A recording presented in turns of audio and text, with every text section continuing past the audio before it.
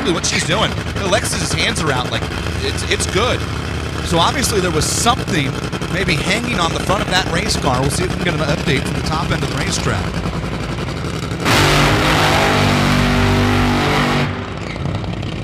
But an odd situation in round one. Alexis doesn't get a real look at it. Cruz gets away with smoking the tires.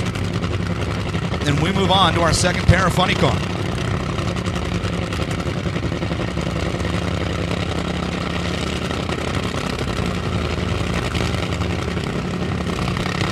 Robert Hight and Peanut, Dale Creasy Jr. The folks at Tech Pack and Beaver Shredding.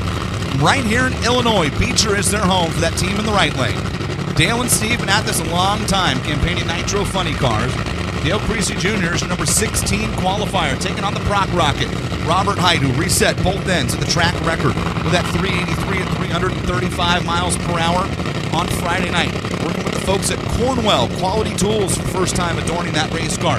In a primary role this season, they will be on board for 11 races with that team.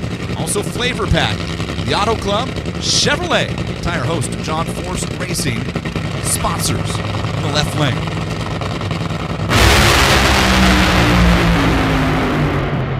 A flash and a pop out of Dale Creasy Jr. and a win light for Robert Hight. 394.1, 327 miles per hour, and Dale Creasy is on fire in the right lane. That car continues to burn as the safety safari rolls.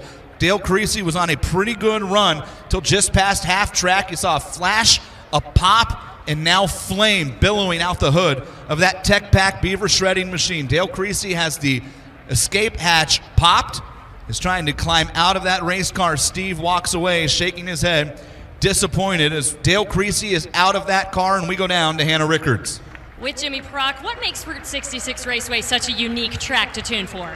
Oh, you know, I don't know. First of all, we ain't been here in 4 years, but, you know, it really is a great facility. The racetrack's good, and, you know, we're just adjusting to it run by run, take it run by run, and that was good. That got us, you know, pretty close to the hottest track of the week here, so that was a nice run for us. Robert Hight into round number 2 and wanted. Here's another look at the Dale Creasy Jr. Robert Hight run. This is a good-looking run for Peanut early. He was keeping Robert Hight honest. He certainly wasn't going to run a low 90, but he was right there. You see him give it a pedal and a second pedal as it started to spin the tire, and then boom. That thing lifted the body, lifted the supercharger, a big flash and fire billowing out the hood of that race car, and Dale is out of the car walking around on the top end. That is certainly the good news, but it's not the first time Dale Creasy Jr. has been on fire, and I don't think that it was exactly his plan coming in around number 1 here at Joliet, Joe. Yeah, huge explosion, very expensive as well. I think about that team. Robert Hight actually very helpful to that team as they switched to the 6-disc program last year. And to Dale, it's not the first time he's been through something like that, but to watch that fireball and explosion is just a lot of money going up right there.